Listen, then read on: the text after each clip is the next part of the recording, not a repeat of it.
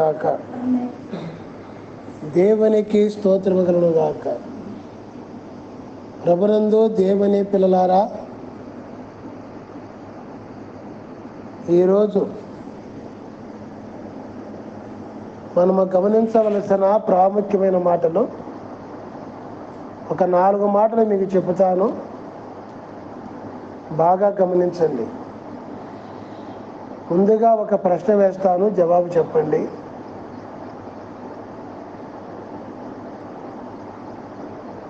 క్రైస్తవులు భూలోకములో ఎలాగవుతున్నారు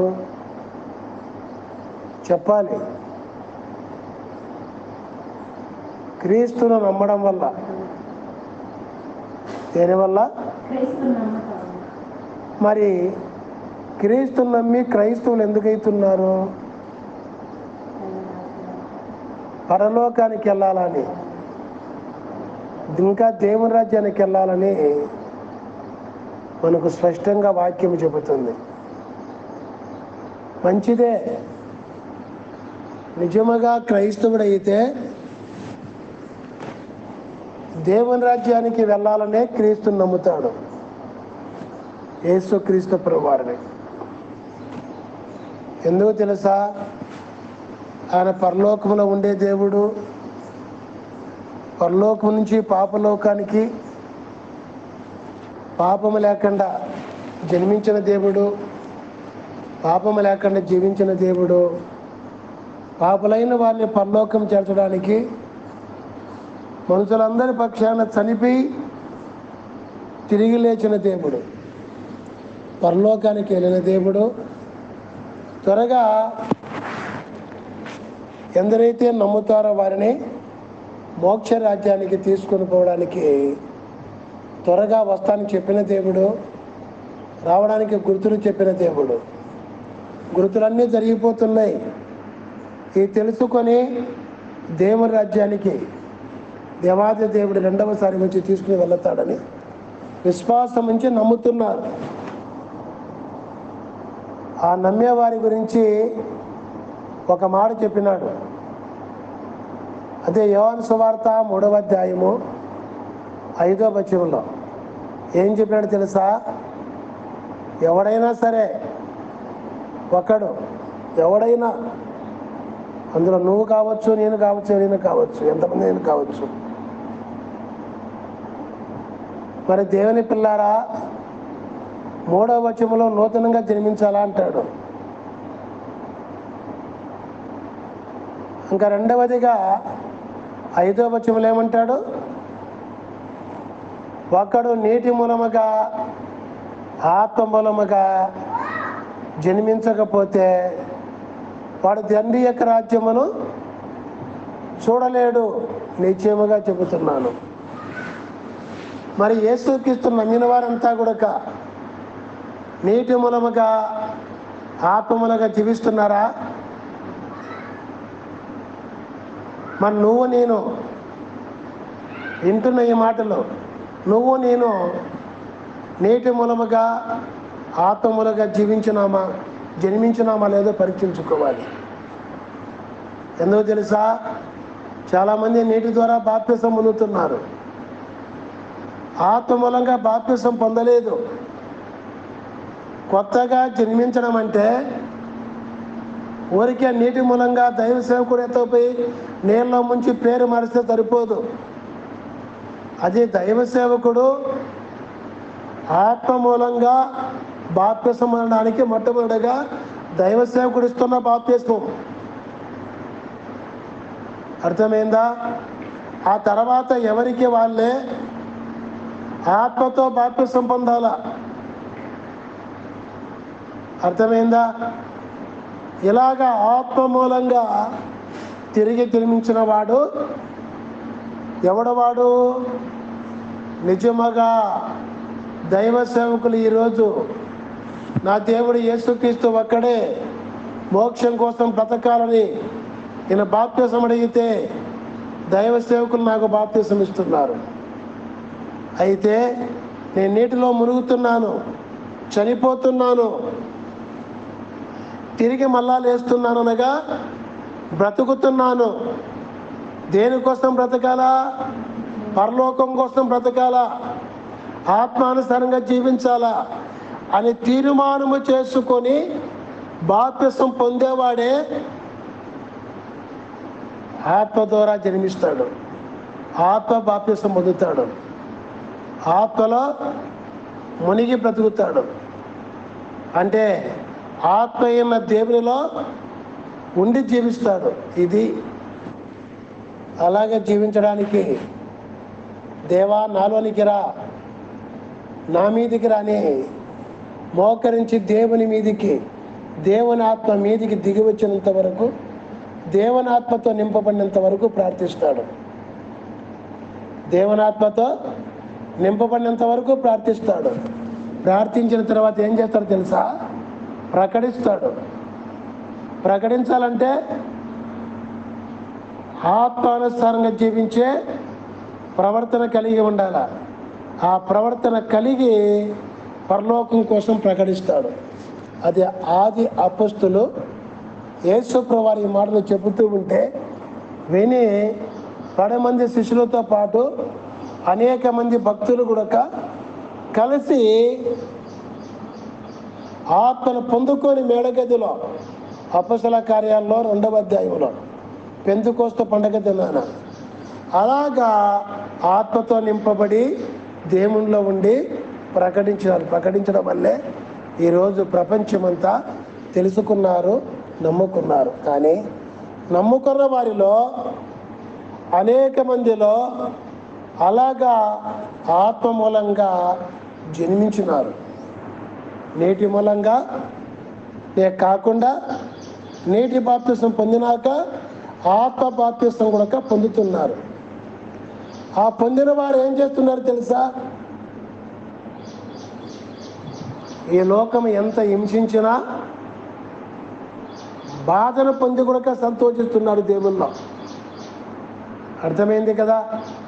అదే ఆత్మ మూలంగా జీవించలేదనుకో, ఆత్మతో నింపబడలేదనుకో, ఆత్మానుసారంగా మనము జన్మించలేదనుకో, తిరిగి దేవుని పిల్లారా వారు కూడా దేవుని నమ్మినా సరే, బాప్తిసం పొందినా సరే, వారి వల్ల ఆత్మానుసారంగా జీవించే వారికి బాధలు కలుగుతున్నాయి.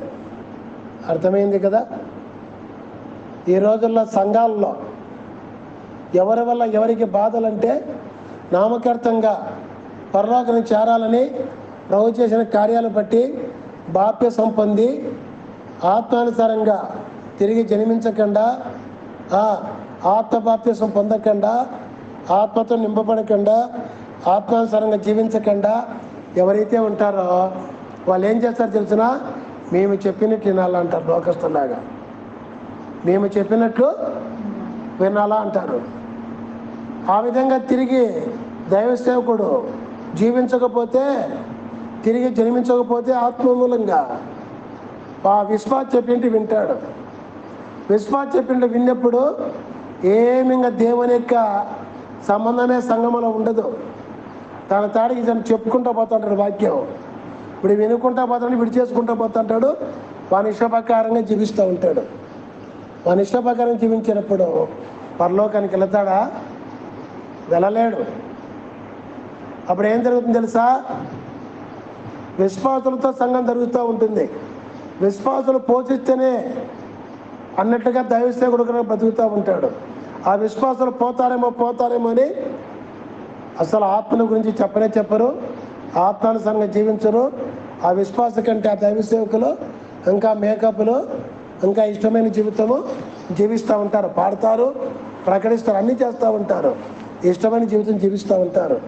వారి దగ్గరికి పోయి అబ్బాయి వీళ్ళు కూడా బాగా అందంగా ఉంటారు, వీళ్ళు కూడా మేకప్లు అవుతారు, మేము కూడా అలాగ ఉండాలా, మేము కూడా అలాగా బ్రతకాలని శరీరంగా బ్రతుకుతూ ఉంటారు. అలాగా బ్రతికితే పరలోకానికి వెళ్తారా? అసలు వాళ్ళు క్రైస్తవులు అవుతారా? కాలేరు. అప్పుడు ఏం జరుగుతుంది తెలుసిన? ఆ సంఘ కాపరిని బట్టి, ఆ సంఘంలో ఉండే విశ్వాసాలను బట్టి కూడా ఆత్మీయంగా బోధిస్తూ, ఆత్మీయంగా బ్రతుకుతూ, ఆత్మీయంగా తిరిగి జన్మించి ఆత్మతో నింపబడి పరలోకం కోసం బ్రతికే సంఘాలను హింసిస్తూ ఉంటారు. అర్థమైందమ్మా? ఆ సంఘ కాపరులను హింసిస్తూ ఉంటారు, ఆ సంఘాల్లో కూడా వృద్ధిలోకి రాకుండా పాడు చేస్తూ ఉంటారు. అయితే ఆ సంఘాలతో దేవుడు మాట్లాడుతూ ఉంటాడు, చిన్న మందా భయపడాకుని. అర్థమైందా? ఎవరిది చిన్న మందా? ఆత్మానుసారంగా జీవిస్తూ ఎవరైతే పరలోకం కోసం బ్రతుకుతూ పరలోకం కోసం పెంచాలని చెప్పి ఎవరైతే అనుకుంటూ ఉంటారో వారి మందలు చిన్నగా ఉంటాయి. కానీ ఈ వద్దు చిన్నది కావచ్చు, రాబోయే దినాల ఆ మంద ఏమవుతుంది? మహావృక్షం అవుతుందని కూడా దేవుడు చెప్పినాడు. ఎందుకు? విశ్వాసం కలిగి ఉండాలా. ఏ విశ్వాసము? పరలోకం ఉంది, పరలోకానికి వెళతానా వెళ్ళలేనా అని విశ్వాసాన్ని పరీక్షించుకుంటూ బ్రతకాల. పరీక్షించుకున్నప్పుడే ఆత్మానుసారంగా తిరిగి జన్మించి ఆత్మమూలంగా పుట్టినవాడై సంఘాలు హింసించకుండా, సంఘాల్లో విశ్వాసం హింసించకుండా పరలోకం కోసం పెంచుతూ ఉంటాడు. అర్థమైందమ్మా? అలాగా పెంచినప్పుడు 12 మంది శిష్యులు యేసు ప్రభువుకి వచ్చినట్లు 10 మంది సంఘములు అలాగే స్థిరపడిన కూడా ఆ సంఘాలు ఎంతో వృద్ధి చెందుతాయి. ఎప్పటికీ ఆ సంఘాలను కదిలించలేవు. అది లేకపోతే ఏం జరుగుతుందో తెలుసా? గలతీయులకు రాసిన పత్రికలో 4వ అధ్యాయంలో 29లో ఒక మాట అంటాడు పౌలు భక్తులు. ఏమంటారు తెలుసా? దేవుని పిల్లారా, శరీరకంగా పుట్టినవాడు ఆత్మమూలకంగా పుట్టిన వాని ఆ రోజు హింసించినట్లు ఈ రోజు కూడా హింసిస్తున్నారు. బాగా గుర్తుపెట్టుకోండి దేవుని పిల్లారా. ఆ రోజు వాగ్దానాన్ని బట్టి ఆత్మమూలంగా పుట్టిన వాడెవడు? ఇసాకు. శరీరంగా పుట్టిన వాడెవడు? ఎవరు? ఇస్మాయిలు. ఇస్మాయిలు బాధ పెట్టాడు. బాధ పెట్టినా కూడా దేవుని సంతానం ఏదయ్యింది? ఇసాకు సంతానమే అన్నాడు దేవుడు. నిజంగా ఈరోజు ఇసాకు ద్వారా దేవుడు యేసుక్రీస్తుగా పుట్టి ఈరోజు మనందరినీ కూడా అబ్రాహాం సంతానంగా యేసుక్రీస్తు ద్వారా భూలోకంలో మనలందరినీ కూడా కొని అబ్రాహాం సంతానంగా దేవుడు చేస్తున్నాడు. మరి ఇప్పుడు మనం ఏం చేయాలా? సంఘాల్లో ఎలాగే ఉండవు? దైవ సేవకును బాధ పెట్టే శరీరకంగా పుట్టిన వారమంగానే ఉన్నామా, లేక ఆత్మమూలంగా పుట్టిన వారుగా ఉన్నామా? గమనించుకోవాలి. ఈరోజు సంఘానికి నష్టం జరుగుతూ ఉందంటే, సంఘ కాపరికి బాధ కలుగుతూ ఉందంటే, మనం ఏమీ ప్రయోజనం లేకుండా బ్రతుకుతున్నామంటే శరీరకంగానే మనము పుట్టి శరీరకంగానే బ్రతుకుతున్నాము. పెద్దల మాట ప్రకారంగా బతుకుతున్నాము, పెద్దల ఆచార ప్రకారంగా బ్రతుకుతున్నాము. పెద్దలకు పుట్టిన రీతిగా ముందు దేవుళ్ళకి రాకముందు ఎంత బద్ధకంగా బ్రతుకుతున్నామో అలాగ బద్ధకంగానే బ్రతుకుతున్నాము. అప్పుడు భయం లేకుండా తప్పులు చేసినట్లు ఇప్పుడు కూడా భయం లేకుండా తప్పులు చేస్తూనే బ్రతుకుతున్నాము. మార్పు ఏమి లేకుండా బ్రతుకుతున్నాము. దీనివల్ల సంఘములో ఇతరులకు అభ్యంతరం కలుగుతూ ఉంది. సంఘంలో ఎవరు ఆత్మీయంగా బ్రతకకుండా పోతున్నారు. దైవ సేవకులు ఆత్మీయంగా ఉండి కూడా ఆత్మీయంగా నిలబడకుండా వెళ్ళిపోతున్నారంటే కారణము నేనే అని దైవ సేవకులను తెలుసుకోవాలా, దైవ సేవకురాలని తెలుసుకోవాలా, దైవ సేవకుల పిల్లలని తెలుసుకోవాలా, దైవ సేవకునికి ఇచ్చిన దేవుని సంఘముల బిడ్డలైనా తెలుసుకోవాలా. అర్థమైంది కదా? అందుకే అంటాడు 1 యోహాను పత్రిక 3వ అధ్యాయము 9వ వచనములో ఏమంటాడు తెలుసా? ఆత్మమూలంగా పుట్టిన వారిలో ఏముంటుందంట? దేవుని మూలంగా పుట్టిన వారిలో, లేక ఆత్మ మూలంగా లేక దేవుని మూలంగా పుట్టిన వారిలో దేవుని యొక్క బీజం ఉంటుందంట. బీజం అంటే విత్తనము. విత్తనం అంటే దేవుని యొక్క మాటలను యేసు ప్రభువారు భూలోకంలో ఉన్నప్పుడు మత్తయి సువార్త 13వ అధ్యాయంలో మనకు నీటిగా బోధించినాడు. విత్తవాడు విత్తుచుండగా విత్తనాలు ఎక్కడ పడతాయి? మంచి నేలనక హృదయంలో ఉంటాయి. ఆ హృదయంలో ఆ మాటలు ఉన్నప్పుడు 30 దంతలు 40 దంతలు 100 దంతలుగా ఫలిస్తారు. అంటే మరి 30 మోక్షంలో భూలోక మోక్షంలో ఉంటారు. 60 మోక్షంలో దేవుని యొక్క పెళ్లి విందులో లేకుండా ఉంటారు. 100 దేవునిలో ఐక్యమై పరిపూర్ణంగా దేవుడు ఎక్కడ ఉంటే అక్కడ భూలోకంలో ఉంటారు, పరలోకంలో ఉంటారు. ఇది 100. ఈ తండ్రి రాజ్యాన్ని చూడాలంటే ఏమన్నాడు? నూతనంగా జన్మించాలంటే ఆత్మమూలంగా జన్మించాలా. వాళ్ళు ఏముంటుందంట? యోహాను భక్తులు అంటాడు, ఆత్మమూలంగా జన్మించినాడు కనుక, ఆయన చెప్పిన వాక్యం ఆయనలో ఉంది కనుక, ఆయన ఆత్మానుసారంగా తిరిగి జన్మించి ఆత్మలుగా జీవిస్తున్నాడు కనుక, ఆత్మను రక్షిస్తున్నాడు కనుక ఆయన ఏమంటున్నాడంటే, దేవుని మూలంగా పుట్టిన వాళ్ళలో ఏముంటుంది? బీజం ఉంటుంది. అర్థమైంది కదా? అదే మొదటి యోహాను పత్రికలో ముగింపులోకి వచ్చేసినాము. 5వ అధ్యాయం 17వ వచనంలో మాట అంటాడు చూడండి. ఏమంటాడు తెలుసా? ఆత్మ మూలంగా అంటే దేవుని మూలంగా పుట్టినవాడంట పాపము చేయకుండా భద్రము చేసుకుంటాడంట. దేవుని మూలంగా పుట్టినవాడు పాపము చేయనే చేయడు. అయితే దేవుని మూలంగా పుట్టినవాడు ఏం చేసుకుంటాడు? ఆ వాక్యముతో భద్రము చేసుకుంటాడు, పాపం చేయకుండా. అర్థమైందమ్మా? ఆ భద్రము చేసుకున్నప్పుడు వాక్యం మాట్లాడుతూ వస్తుంది. అయ్యో, నేను దైవ సేవకుని బాధ పెడుతున్నాను, దేవుడు ఒకటి చెప్తే ఒకటి చేస్తున్నాను అని ఆ వాక్యం అనే బీజం ఉన్నప్పుడు వాక్యం గుర్తు చేస్తూ వస్తుంది. కుమారుడా, కుమార్తె, నువ్వు తప్పు చేస్తున్నావు, నువ్వు ఆత్మానుసారంగా తిరిగి జన్మించలేదు, ఇంకా తిరిగి జన్మించు, ఆత్మానుసారంగా బ్రతుకు, దేవుని రాజ్యం కోసం బ్రతుకు. అందుకొరకే నీ లోకానికి వచ్చింది, అందుకొరకే రక్తం ఇచ్చింది, అందుకొరకే ప్రాణం ఇచ్చింది, అందుకే నిన్ను నా దగ్గరికి పిలిచింది, అందుకే సమీపంగా ఉంచుకునింది, అందుకే నిన్ను బాధల్లో, శ్రమల్లో, అవమానములో, మరణములో కాపాడింది, నిన్ను ఒక వ్యక్తిగా నిలబెట్టింది. అందుకే దేవుని రాజ్యం ఇచ్చే దానికోసమే ఈ లోకంలో కొంతవరకు బతికి చచ్చిపోవడానికి కాదు, మారు మనసు పొందు, నా వాక్యం విను, నా వాక్యమైన బీజం నీలో ఉంచుకో, వాక్యముతో భద్రపరచుకో, పాపము చేయకుండా బ్రతుకు, పరలోకం కోసం అని చెప్పి దేవుడు మాట్లాడుతున్నాడు. కనుక పరలోకానికి వెళ్ళాలంటే ఈరోజు ఏం చేయాలా? ఆత్మ మూలంగా తిరిగి జన్మించాలా.